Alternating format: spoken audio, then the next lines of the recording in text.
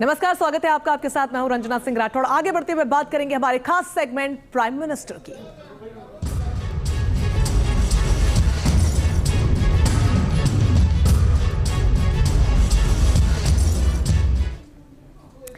बात 24 के महासमर की।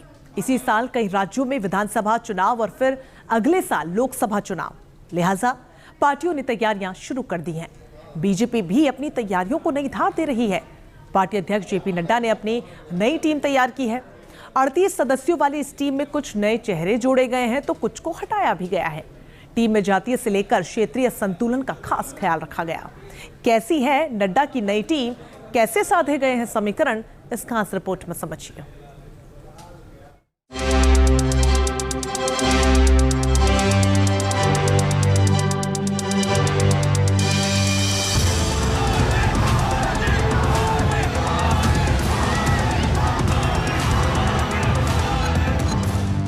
शुरू हुई 24 की जंग, रण होगा भीषण। एनडीए वर्सेस इंडिया, किसमें कितना है दम। पीएम मोदी को घेरने का प्लान, बीजेपी भी तैयार। 24 के महासमर के लिए चुनावी तैयारियां तेज हो गई हैं। मोदी को सत्ता से हटाने के लिए विपक्ष लामबंद हो रहा है। इंडिया अलायंस बनाकर नया नैरेटिव गढ़ा जा रहा है। वहीं बीजेपी भी विपक्ष की हर काट के लिए तैयारियों में जुट गई है। एक तरफ एनडीए को मजबूत करने के लिए पीएम मोदी ने खुद मोर्चा संभाल लिया है, वहीं पार्टी संगठन को भी चुस्त दुरुस्त किया जा रहा है। चुनाव से पहले मोदी की नई टीम भी तैयार हो गई है। बीजेपी ने संगठन को नई धार देने के लिए नई टीम बनाई है। जेपी नड्डा की नई टीम में 38 नेताओं को जगह मिली है, जिनमें 2 मुस्लिम नेता भी हैं। बीजेपी की नई टीम में वैसे तो ज्यादातर पुराने चेहरों को बरकरार रखा गया है, लेकिन कुछ नए चेहरों पर भी दांव लगाया गया है। नई टीम में चुनाव वाले राज्यों मध्य प्रदेश, राजस्थान और छत्तीसगढ़ का भी ख्याल रखा गया है। 2024 के चुनाव के लिए टीम नड्डा तैयार हो चुकी है। बीजेपी ने आज अपने नए पदाधिकारियों की घोषणा कर दी है, जिसमें सबसे बड़े नाम 2 नजर आए हैं, जिसमें संजय बंदी, जो कि तेलंगाना के पूर्व प्रदेश अध्यक्ष थे, अब उनको राष्ट्रीय महामंत्री बना दिया गया है। दूसरी तरफ उत्तर प्रदेश के गोरखपुर से आने वाले राधा मोहन अग्रवाल को भी राष्ट्रीय महामंत्री बना दिया है। वहीं उत्तर प्रदेश के पूर्व अध्यक्ष लक्ष्मीकांत वाजपेयी को भी पार्टी ने अब एक बड़ी जिम्मेदारी दी है राष्ट्रीय उपाध्यक्ष के तौर पर, और भी पार्टी ने कई सारे कुछ इस तरीके के बदलाव किए हैं। कुल मिलाकर ये कहा जा सकता है कि 2024 के चुनाव के लिए अब बीजेपी ने अपनी कमर पूरी तरीके से कस ली है।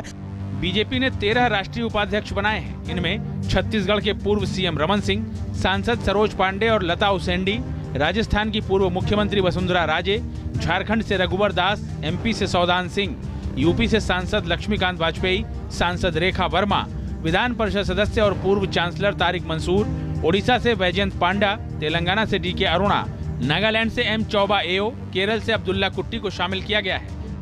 हम जहां जीत हासिल करेंगे उसके लिए हमको टीम को भी रीडू करने की आवश्यकता थी, और बहुत से हमारे लोकसभा के मेंबर्स जो ऑफिस बेयरर्स थे, उनको चुनाव ठीक ढंग से लड़े, इसलिए उनको फ्री भी करना था और नए लोगों को चांस देना था और नई जिम्मेवारियों के साथ उनको लगाना था।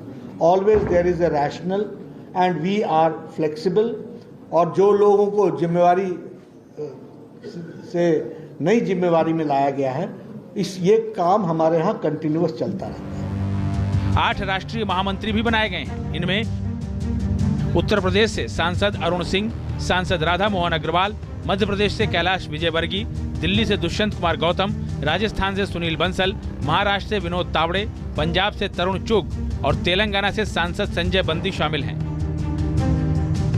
बीएल संतोष को राष्ट्रीय महामंत्री संगठन और शिव प्रकाश को राष्ट्रीय सह संगठन महामंत्री बनाया गया है। देखिए 2024 में जो लोकसभा चुनाव है उसको लेकर के मुझे लगता है आखिरी टीम ये बनी है, और इसमें कुछ अनुभवी लोगों है, कुछ नए लोगों को लिया गया है, जातीय समीकरण को लिया गया है। अगर आप महिला पदाधिकारी जिनको लिया गया है देखें तो लगभग 33% बैठता है, शायद 9 महिला पदाधिकारी इसमें हैं।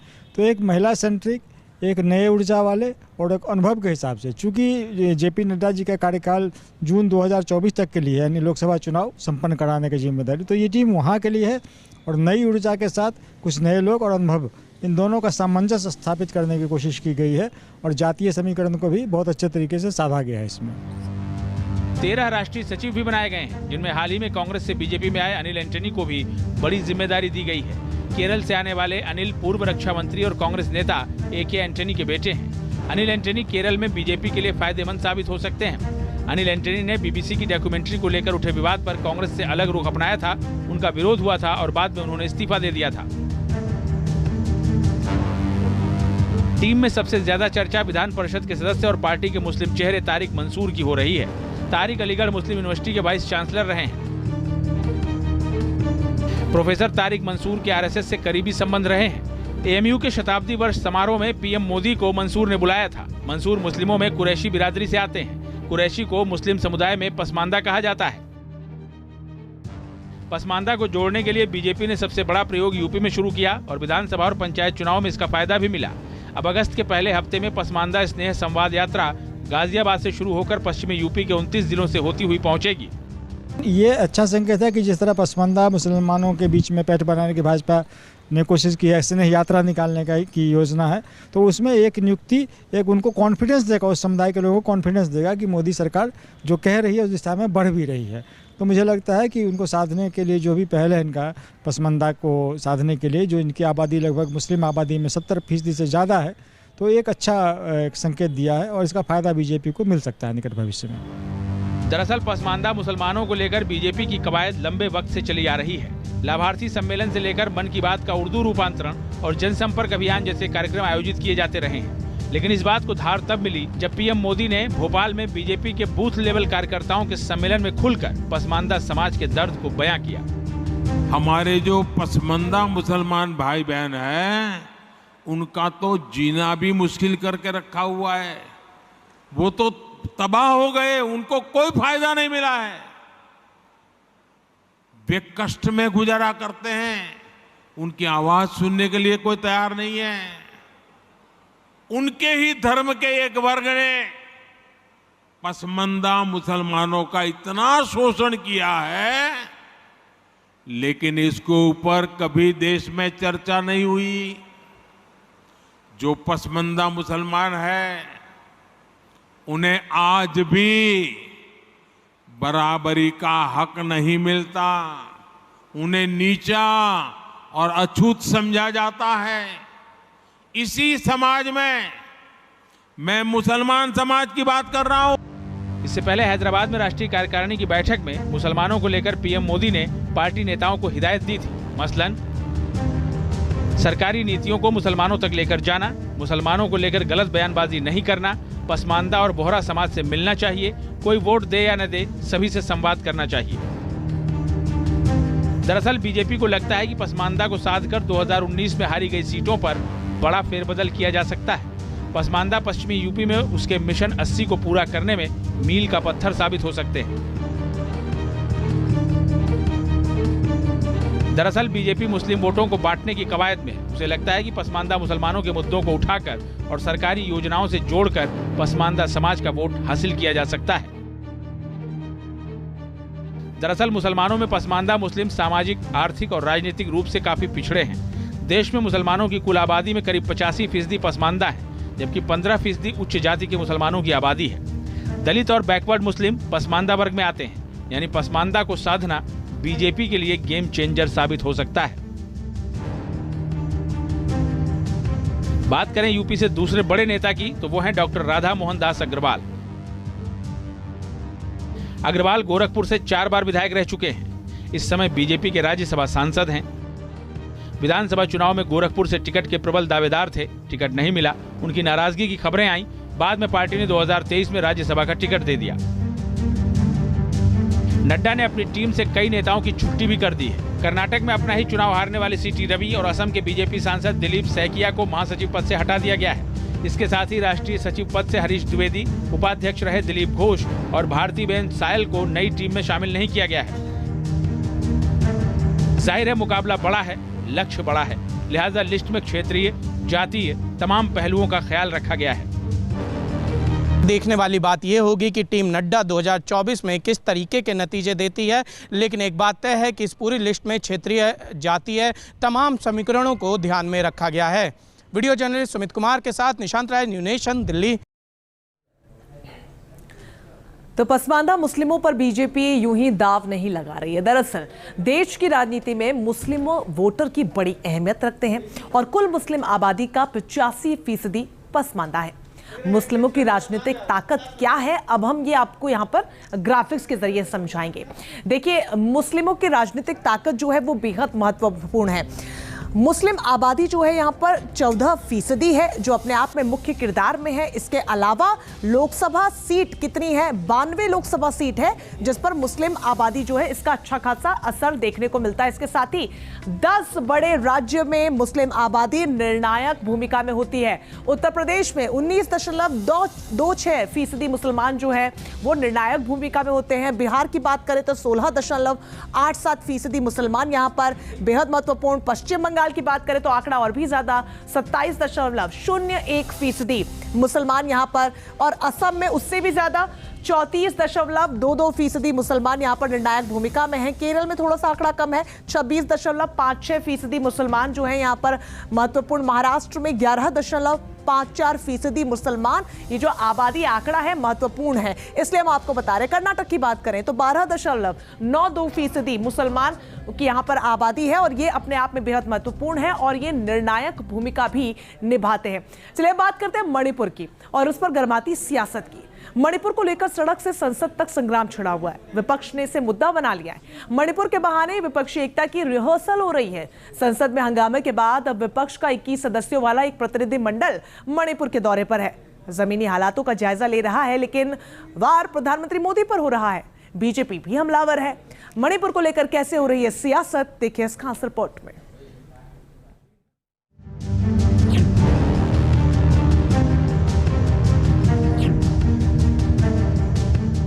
मणिपुर के लोगों पर जो गुजरी है उनके चिंताओं को हम व्यक्त करना चाहते हैं। पहले मणिपुर पर संसद में जोरदार हंगामा, कार्यवाही में बाधा, काले कपड़ों में प्रदर्शन, मोदी के बयान को लेकर जिद और अब इंडिया अलायंस के 21 सांसदों का मणिपुर का दौरा। लगता है विपक्ष को लोकसभा चुनाव का मुद्दा मिल गया है। बेंगलुरु में इंडिया अलायंस बनाने के बाद से ही विपक्ष मोदी सरकार पर हमलावर है। विपक्षी एकता की पहली रिहर्सल मॉनसून सत्र में नजर आई। मुद्दा मणिपुर का और जुबां पर मोदी। इंडिया गठबंधन के नेताओं का एक ही एजेंडा है, मोदी विरोध। मौका मिला तो मणिपुर का रुख भी कर लिया ताकि पीएम मोदी को घेरा जाए। इंडिया यानी Indian national developmental inclusive alliance के 21 सांसदों का प्रतिनिधिमंडल मणिपुर में। सांसद हिंसाग्रस्त इलाकों और राहत शिविरों का दौरा कर रहे हैं, जमीनी हकीकत जान रहे हैं। मणिपुर में हिंसा में सबसे ज्यादा प्रभावित चुराचांदपुर जिला है। कांग्रेस नेता अधीर रंजन चौधरी, आरजेडी नेता मनोज झा और डीएमके नेता कनिमोझी समेत दूसरे नेताओं ने रिलीफ कैंप का दौरा किया और पीड़ितों से बातचीत की।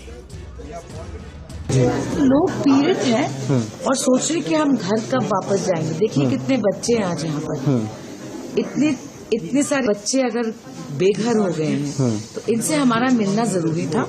दुख यही है कि भारत सरकार को डेलीगेशन भेजना चाहिए था, उन्होंने मना कर दिया। इसलिए इंडिया अलायंस के जितने पार्टी से उनके सांसद यहाँ आए हैं। सरकारें आती जाती है, हमने सिर्फ इनसे कहा, थोड़ा सुना और कहा कि सब ठीक होगा। हम लोग तमाम कोशिश कर रहे हैं एक हालात बेहतर हो, शांतिपूर्ण सह अस्तित्व के अलावा, पीसफुल कोएग्जिस्टेंस के अलावा मणिपुर से लेकर मध्य प्रदेश तक कोई दूसरा विकल्प नहीं।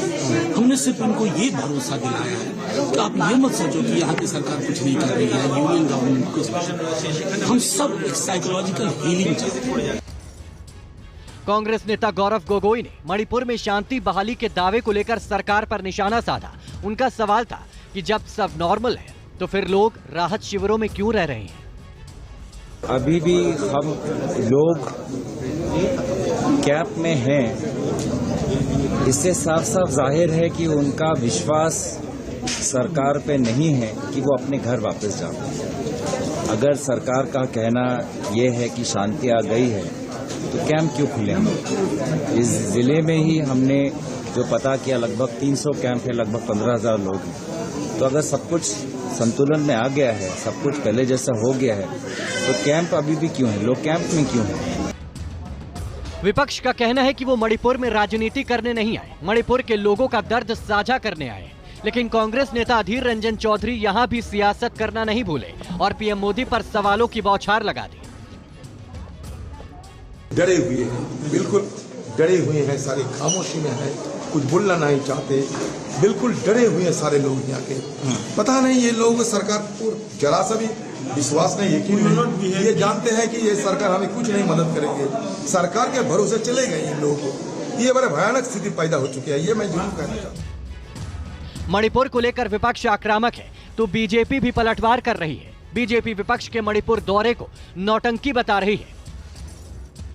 प्रधानमंत्री श्री नरेंद्र मोदी जी की सरकार मणिपुर के जख्मों पर मरहम लगाने का काम कर रही है और विपक्ष ऐसी ड्रामेबाजी करके उन्हें खुरेद रही है, जख्मों को खुरेद रही है, जख्मों पर नमक छिनक रही है। मणिपुर ने गहरा दर्द सहा है। केंद्र सरकार मणिपुर में हालात सामान्य करने के लिए हर जरूरी कदम उठा रही है, लेकिन विपक्ष सरकार को घेरने में कोई कोर कसर नहीं छोड़ रहा। सरकार संसद में मणिपुर पर चर्चा करने के लिए तैयार है, लेकिन हंगामा जारी है। बहरहाल सरकार के मंत्री भी अब विपक्ष को आईना दिखाने में लगे हैं और मणिपुर दौरे पर सवाल उठा रहे हैं। क्या I.N.D.I.A